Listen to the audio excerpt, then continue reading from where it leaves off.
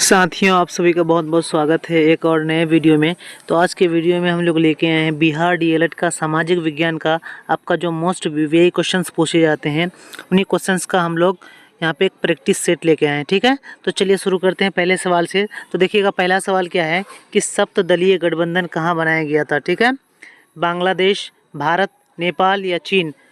तो देखिए, सप्तदलीय जो गठबंधन है ये नेपाल में बनाया गया था। ठीक है, नेपाल में जो पहले राजतांत्रिक व्यवस्था थी उसे समाप्त करने के लिए यहाँ पे अलग अलग दलों द्वारा सप्तदल का गठबंधन किया गया। ठीक है, और ये कब किया गया था? 2006 में किया गया था। ठीक है, ये भी आपको ध्यान रखना है। चलिए आगे बढ़ते हैं। दूसरा सवाल क्या है कि पंचायती राज व्यवस्था से संबंधित समिति कौन है? अशोक मेहता समिति, बलवंत राय मेहता समिति, ए और बी दोनों, या तेंदुलकर समिति। तो देखिएगा, जो पंचायती राज से संबंधित संस्था समिति है वो कौन सी है? तो अशोक मेहता समिति भी हो जाएगा और बलवंत राय मेहता समिति भी हो जाएगा। यानी इस सवाल का सही आंसर ऑप्शन सी हो जाएगा। ठीक है, ऑप्शन सी इस सवाल का सही आंसर है। दोनों ही पंचायती राज से संबंधित है। आगे बढ़ते हैं तीसरा सवाल में। तीसरा नंबर सवाल क्या पूछा है कि नेपाल में लोकतंत्र की स्थापना कब हुई थी? 2002, 2004, 2006 या 2008। तो देखिए, नेपाल में लोकतंत्र की स्थापना कब हुई थी? तो 2006 में हुई थी। जैसा कि मैंने आपको बताया कि यहाँ पे सप्तदलीय गठबंधन बनाया गया था और उस गठबंधन के बाद वहाँ पे राजतांत्रिक व्यवस्था को समाप्त करके 2006 में प्रजातांत्रिक व्यवस्था को लागू किया गया था। ठीक है, चलिए आगे बढ़ते हैं। 4 नंबर सवाल में क्या पूछा है कि निम्नलिखित राष्ट्रीय राजमार्गों में से किसकी लंबाई सबसे कम है? ठीक है, सबसे कम लंबा पूछा है। तो क्या हो जाएगा इस सवाल का सही आंसर? ऑप्शन डी हो जाएगा। राष्ट्रीय जलमार्ग संख्या 4 हो जाएगा। ठीक है, वहीं बात कर लेते हैं राष्ट्रीय जलमार्ग संख्या 1 के बारे में। तो ये सबसे अधिक लंबा राष्ट्रीय राजमार्ग है। ठीक है, ये कहाँ से कहाँ तक है? तो सदिया से धुबरी तक है। कहाँ से? सॉरी इलाहाबाद से हल्दिया तक है। कहाँ से कहाँ तक है? इलाहाबाद से, ये इलाहाबाद से हल्दिया तक है। ठीक है, इलाहाबाद से हल्दिया तक। और दूसरा जो है राष्ट्रीय राजमार्ग संख्या 2 जो है ये सदिया से धुबरी तक है। ठीक है, और तीसरा जो राष्ट्रीय राजमार्ग है ये कोल्लम से कोट्टापुरम तक है। ठीक है, चलिए आगे बढ़ते हैं। 5 नंबर सवाल में क्या है कि भारत का प्रथम उर्वरक संयंत्र कहाँ स्थापित किया गया था? ठीक है, चुनार, कोरबा, बर्नपुर या सिंदरी। तो देखिए, भारत का प्रथम उर्वरक संयंत्र कहाँ स्थापित किया गया था? सिंदरी में स्थापित किया गया था। ऑप्शन डी सवाल का सही आंसर हो जाएगा। चलिए साथियों, बहुत बढ़िया, आप लोग जवाब देते चलिएगा और हमें कमेंट बॉक्स में बताइएगा कि आपका कितना स्कोर हो पा रहा है। चलिए 6 नंबर सवाल क्या है? इंदिरा गांधी नहर किस राज्य में स्थित है? राजस्थान, गुजरात, उत्तर प्रदेश या बिहार। तो देखिए, इंदिरा गांधी जो नहर है किस राज्य में है? तो राजस्थान राज्य में। ठीक है, राजस्थान राज्य में। ये भारत का सबसे लंबा नहर है। ठीक है, ये भी आपको सवाल पूछा जा सकता है। चलिए 7 नंबर सवाल को देख लेते हैं। क्या पूछा है कि निम्न तेल उत्पादक क्षेत्रों में कौन गुजरात में स्थित है? रुद्र सागर, अंकलेश्वर, नहरकटिया या डिगबोई। तो देखिए, रुद्र सागर जो है ये क्या है? तो एक झील है। ठीक है, वहीं अगर बात करें अंकलेश्वर, तो ये कहाँ है? तो अंकलेश्वर गुजरात में है। ठीक है, यही इस सवाल का सही आंसर हो जाएगा। अंकलेश्वर कहाँ है? गुजरात में है। वहीं नहरकटिया और डिगबोई जो है ये दोनों कहाँ है? तो ये असम में है। ठीक है, असम में है। तो यहाँ पे पूछा था क्या कि गुजरात में कौन सा है? तो ऑप्शन सी, यहाँ पे उसके हिसाब से ऑप्शन सी यानी कि अंकलेश्वर इस सवाल का सही आंसर हो जाएगा। चलिए 8 नंबर सवाल को देख लेते हैं। क्या है कि भारत के किस राज्य में मोनाजाइट प्रचुर मात्रा में पाया जाता है? उड़ीसा, तमिलनाडु, केरल या आंध्र प्रदेश। ठीक है, तो देखिए, मोनाजाइट जो है सबसे प्रचुर मात्रा में कहाँ पाया जाता है? केरल में पाया जाता है। ठीक है, केरल के मालाबार तट में पाया जाता है। और ये जो मोनाजाइट है ये थोरियम का ऐसे, किसका? थोरियम का अयस्क है मोनाजाइट। ठीक है, चलिए बहुत बढ़िया, आगे बढ़ते हैं 9 नंबर सवाल में कि यूनेस्को द्वारा भारत के कितने जैव मंडल आरक्षित क्षेत्रों को मान्यता दी गई है? ठीक है, 12, 18, 15 या 20। तो देखिए, यूनेस्को द्वारा कितने को दी गई है? तो 12 जैव मंडल आरक्षित क्षेत्रों को मान्यता प्राप्त है। ठीक है, चलिए 10वां सवाल देख लेते हैं कि आलू किस प्रकार की फसल है? जायद, रबी, खरीफ या इनमें से कोई नहीं। तो आलू कैसा फसल है? तो रबी फसल है। ठीक है, रबी फसल। वहीं जो दलहन जो फसलें होती है, गेहूँ, चना, जौ, दाल की जितनी भी फसलें हैं वो सारी रबी फसलों में आती है। ठीक है, और जायद फसल वो है जो कम समय में तैयार हो जाती है और जो गर्मी के दिन में होती है। ठीक है, वहीं खरीफ फसल बरसात के मौसम में होता है। जैसे कि क्या हो जाता है इसमें? खरीफ फसल में कपास आ जाता है, धान आ जाता है, जूट आ जाता है। ठीक है, चलिए बहुत बढ़िया। 11वां सवाल देख लीजिए, कोंकण रेलवे किन दो राज्यों को जोड़ती है? महाराष्ट्र एवं गुजरात, महाराष्ट्र एवं कर्नाटक, कर्नाटक एवं आंध्र प्रदेश, महाराष्ट्र एवं मध्य प्रदेश। तो देखिए कोंकण रेलवे जो है ये महाराष्ट्र और कर्नाटक को जोड़ने का काम करती है, ठीक है। ऑप्शन बी सवाल का सही आंसर हो जाएगा। चलिए आगे बढ़ते हैं। 12वां सवाल क्या है कि दलाल स्ट्रीट निम्न में से किससे संबंधित है? तेल परिशोधन, दुग्ध उत्पादन, पूंजी बाजार या इनमें से कोई नहीं। तो देखिए दलाल स्ट्रीट जो है ये मुंबई में एक सड़क है, क्या है? मुंबई में एक सड़क है और इस सड़क में भारत का स्टॉक एक्सचेंज BSE, जिससे हम लोग बॉम्बे स्टॉक एक्सचेंज कहते हैं, ये उसी सड़क पर स्थापित है, ठीक है। तो इस सवाल का सही आंसर क्या हो जाएगा कि ये पूंजी बाजार से संबंधित है, ठीक है, पूंजी बाजार से संबंधित हो जाएगा। चलिए 13वां सवाल देख लेते हैं कि निम्न में से क्या भारतीय संघीय व्यवस्था की विशेषता नहीं है? दोहरी सरकार, स्वतंत्र न्यायपालिका, लिखित संविधान या दोहरी नागरिकता। तो देखिए क्या विशेषता नहीं है भारत की? तो भारत में दोहरी नागरिकता नहीं दी जाती है, यानी इस सवाल का सही आंसर ऑप्शन डी हो जाएगा, ठीक है, दोहरी नागरिकता हो जाएगा। चलिए 14 नंबर सवाल देख लेते हैं कि स्थानीय स्वशासन को राज्य के नीति निर्देशक सिद्धांत के किस अनुच्छेद में स्थान दिया गया है? तो देखिए स्थानीय स्वशासन जो है इसे हम लोग पंचायती राज भी कहते हैं, क्या कहते हैं? पंचायती राज भी कहते हैं, और ये संविधान के अनुच्छेद 40 में है। किस में है? अनुच्छेद 40 में है, ठीक है। वहीं अगर बात करें कि इसको संवैधानिक दर्जा कब प्राप्त हुआ, तो 73वां संविधान संशोधन 1992 में स्थानीय स्वशासन को संवैधानिक दर्जा प्राप्त हुआ था। और पंचायती राज की शुरुआत किस राज्य से हुई थी? तो राजस्थान राज्य से पंचायती राज की शुरुआत हुई थी, ये भी सवाल पूछा जाता है, ठीक है। चलिए आगे बढ़ते हैं। 15 नंबर सवाल क्या है कि मुखिया के विरुद्ध अविश्वास प्रस्ताव पारित करने के लिए कितने बहुमत की आवश्यकता होती है?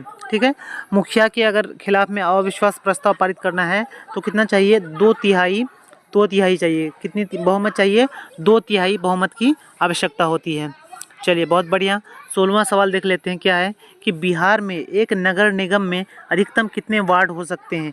37, 72, 51 या 75? तो कितने हो सकते हैं? कुल 75 वार्ड हो सकते हैं, ठीक है, अधिकतम 75 वार्ड हो सकते हैं। वही बात कर लेते हैं कि नगर निगम का जो प्रधान होता है उसे क्या कहा जाता है? तो उसे महापौर कहा जाता है। क्या कहा जाता है? महापौर कहा जाता है। ये भी सवाल आपको पूछा जाता है, ठीक है। चलिए आगे बढ़ते हैं। 17 नंबर सवाल क्या है कि मुद्रण ईश्वर की दी हुई महानतम देन है, ये कथन किसका है? Martin Luther, Mahatma Gandhi, Gutenberg या कार्ल मार्क्स? तो देखिए मुद्रण ईश्वर की दी हुई महानतम देन है, किसने कहा था? मार्टिन लूथर ने कहा था, ठीक है। ऑप्शन ए सवाल का सही आंसर हो जाएगा। वहीं बात कर लेते हैं मुद्रण की शुरुआत किस देश से हुई थी? तो ये चीन से हुई थी। कहाँ से हुई थी? चीन से इसकी शुरुआत हुई थी। और अगर मुद्रण का अगर आपको जनक पूछा जाए तो कौन हो जाएगा? गुटेनबर्ग हो जाएगा, ठीक है। गुटेनबर्ग ने क्या किया था? गुटेनबर्ग ने मुद्रण की शुरुआत की थी। मुद्रण का क्या मतलब होता है? यानी छपाई का जो काम होता है उसे ही मुद्रण कहा जाता है, ठीक है। चलिए आगे बढ़ते हैं। 18वां सवाल क्या है कि इनमें से सबसे पुराना बैंक कौन सा है? Indian bank, Punjab national bank, bank of India या स्टेट बैंक ऑफ इंडिया? तो देखिए यहाँ पे अगर ऑप्शन के हिसाब से देखें तो ऑप्शन के हिसाब से सबसे पुराना बैंक कौन सा हो जाएगा? स्टेट बैंक ऑफ इंडिया हो जाएगा, ठीक है, स्टेट बैंक ऑफ इंडिया हो जाएगा। वहीं अगर आपको भारत का सबसे पुराना बैंक बोले तो क्या हो जाएगा? बैंक ऑफ भारत हो जाएगा। क्या हो जाएगा? बैंक ऑफ भारत हो जाएगा, ठीक है। चलिए आगे बढ़ते हैं। 19 नंबर सवाल क्या है कि भारतीय राष्ट्रीय कांग्रेस के प्रथम सत्र में कितने प्रतिनिधियों ने भाग लिया था? 65, 75, 72 या 78? तो देखिए भारतीय राष्ट्रीय कांग्रेस की स्थापना कब हुई? 28 दिसंबर 1885 ईस्वी में हुई थी। कहाँ हुई थी? तो मुंबई के गोकुलदास तेजपाल संस्कृत महाविद्यालय में हुई थी। इसके प्रथम अध्यक्ष WC बनर्जी हैं। कौन है? WC बनर्जी कांग्रेस के प्रथम अध्यक्ष हैं। और A.O. ह्यूम को कांग्रेस का संस्थापक माना जाता है, ठीक है। वहीं अगर बात करें कि इसके प्रथम अध्यक्ष में कितने प्रतिनिधियों ने भाग लिया था तो कितने ने लिया था? 72 हो जाएगा सवाल का सही आंसर। 72 प्रतिनिधियों ने भाग लिया था। चलिए 20 नंबर सवाल देख लीजिए क्या है, निम्न में से कौन भारतीय राष्ट्रीय कांग्रेस का उदारवादी नेता नहीं है? ठीक है, उदारवादी नेता नहीं है इसका मतलब क्या है? वो उग्रवादी नेता होगा, ठीक है, उग्रवादी नेता। तो देखिए भारतीय राष्ट्रीय कांग्रेस में जो उग्रवादी नेता थे उनको हम लोग कैसे याद रखेंगे? तो ये ट्रिक है लाल, बाल और पाल, ठीक है, लाल, बाल और पाल।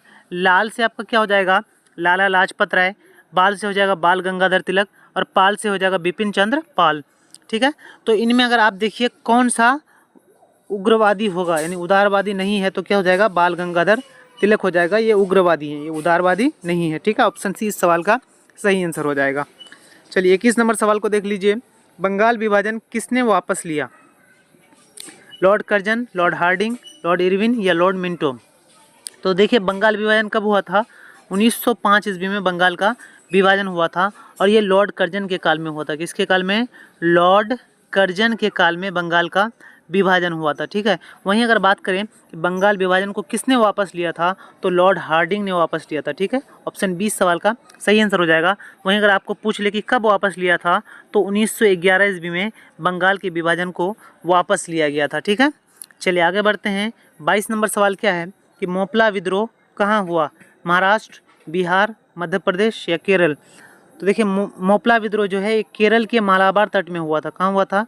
केरल के मालाबार तट में हुआ था। और मोपला विद्रोह कब हुआ था? तो 1921 ईस्वी में हुआ था। ठीक है, 1921 ईस्वी में। चलिए आगे बढ़ते हैं। 23 नंबर सवाल है, किस घटना के विरोध स्वरूप रविंद्रनाथ टैगोर ने नाइट की उपाधि त्याग दी थी? खिलाफत आंदोलन, जालियांवाला बाग हत्याकांड, चौरी चौरा कांड या साइमन कमीशन? तो देखिए आपको पता होगा कि 13 अप्रैल 1919 को क्या हुआ था? तो अमृतसर के जालियांवाला बाग में जालियांवाला बाग हत्याकांड हुआ था। यहाँ पे भारत के लोग जो क्या किए थे, एक सभा का आयोजन किए थे और उसी सभा में अंग्रेजी अधिकारियों द्वारा गोली बरसाई गई थी। तो इसी कांड को जालियांवाला बाग हत्याकांड कहा जाता है। ठीक है, और इसके ही विरोध में रविंद्रनाथ टैगोर ने क्या किया था? तो अपने सर नाइट की उपाधि त्याग दी थी। ठीक है, इस सवाल का सही आंसर हो जाएगा जालियांवाला बाग हत्याकांड हो जाएगा। चलिए आगे बढ़ते हैं। 24 नंबर सवाल क्या है कि मास्टर दा किनका उपनाम था? सुभाष चंद्र बोस, सूर्य सेन, चित्तरंजन दास या बिपिन चंद्र पाल? तो देखिए मास्टर दा किन्हें कहा जाता है? तो सूर्य सेन को कहा जाता है। ठीक है, ऑप्शन 20 सवाल का सही आंसर हो जाएगा। वहीं सुभाष चंद्र बोस को क्या कहा जाता है? तो नेताजी कहा जाता है। क्या कहा जाता है? नेताजी कहा जाता है। और चित्तरंजन दास को क्या कहा जाता है? तो देश बंधु कहा जाता है। क्या कहा जाता है? देश बंधु चित्तरंजन दास को कहा जाता है। ठीक है, ये भी सवाल आपको पूछा जा सकता है। चलिए आगे बढ़ते हैं। 25 नंबर सवाल है कि निम्न में से क्या पूंजीगत वस्तु का उदाहरण है? ठीक है, ट्रैक्टर, उपकरण, मशीन या इनमें सभी? तो देखिए पूंजीगत वस्तु वो होता है जिनसे हम पूंजी का निर्माण कर सकते हैं। तो ट्रैक्टर हो गया, उपकरण हो गया, मशीन हो गया, इनसे पूंजी का निर्माण किया जा सकता है। तो इस सवाल का सही आंसर हो जाएगा ऑप्शन डी, इनमें सभी हो जाएगा। ठीक है, चलिए 26 नंबर सवाल देख लीजिए। क्या है कि कार्यशील जनसंख्या का बड़ा हिस्सा किस क्षेत्र के कार्यरत है? प्राथमिक क्षेत्र, द्वितीय क्षेत्र, तृतीय क्षेत्र या इनमें से कोई नहीं? तो बताइएगा क्या हो जाएगा। तो देखिए कार्यशील जनसंख्या का अधिकतम हिस्सा जो है वो प्राथमिक कार्य से जुड़ा हुआ है। ठीक है, प्राथमिक कार्य में क्या आता है? तो कृषि से संबंधित जितने भी कार्य आते हैं वो प्राथमिक कार्य में आते हैं। ठीक है, तो अधिकतर जनसंख्या जो है इसी कार्य में जुड़ा हुआ है। चलिए 27 नंबर सवाल देख लेते हैं। बिहार के विकास के बिना भारत का विकास संभव नहीं है, ये कथन किसका है? सरदार वल्लभ भाई पटेल, APJ अब्दुल कलाम, इंदिरा गांधी या कर्पूरी ठाकुर? तो देखिए ऐसा किसने कहा था बिहार के बारे में? तो APJ अब्दुल कलाम ने कहा था। ठीक है, APJ अब्दुल कलाम ने कहा था कि बिहार के विकास के बिना भारत का विकास संभव नहीं है। ठीक है, चलिए 28 नंबर सवाल देख लीजिए कि निम्न में कौन आर्थिक आधारभूत संरचना का अंग है? संचार, स्वास्थ्य सुविधाएं, शिक्षा या कुशल प्रशासन? तो देखिए इनमें आर्थिक आधारभूत संरचना का अंग कौन हो जाएगा? तो संचार हो जाएगा। ऑप्शन ए इस सवाल का सही आंसर हो जाएगा। ठीक है, चलिए 29 नंबर सवाल को देख लेते हैं कि विश्व व्यापार संगठन के सदस्य देशों की संख्या कितनी है? ठीक है, तो देखिए विश्व व्यापार संगठन के सदस्य की संख्या कितनी है? तो 164 इस सवाल का सही आंसर हो जाएगा। ठीक है, 164। वहीं बात कर लेते हैं विश्व व्यापार संगठन की स्थापना कब हुई थी? तो 1995 में हुई थी। ठीक है, और इसका मुख्यालय अगर आपको पूछ ले कि इसका मुख्यालय कहाँ है तो हो जाएगा जेनेवा। कहाँ है? जेनेवा में इसका मुख्यालय है। वहीं अगर आपको पूछ ले कि विश्व व्यापार संगठन का अंतिम सदस्य देश कौन सा था तो वो अफगानिस्तान हो जाएगा। क्या हो जाएगा? अफगानिस्तान हो जाएगा। ये भी आपको याद रखना है। ठीक है, चलिए 30वां सवाल देख लेते हैं। इस सेशन का अंतिम सवाल है, राष्ट्रीय आय को कुल जनसंख्या से भाग देने पर क्या प्राप्त होगा? सीमांत आय, कुल बचत, कुल आय या प्रति व्यक्ति आय? तो देखिए राष्ट्रीय आय है और उनको क्या करना है? देश के सभी नागरिकों से भाग देना है। तो क्या प्राप्त हो जाएगा? प्रति व्यक्ति आय प्राप्त हो जाएगा। ठीक है, प्रति व्यक्ति आय। ऑप्शन डी सवाल का सही आंसर हो जाएगा।